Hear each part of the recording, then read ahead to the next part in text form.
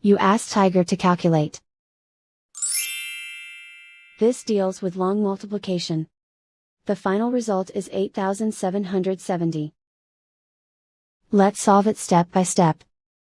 Rewrite the numbers from top to bottom a line to the right, multiply the numbers using long multiplication method.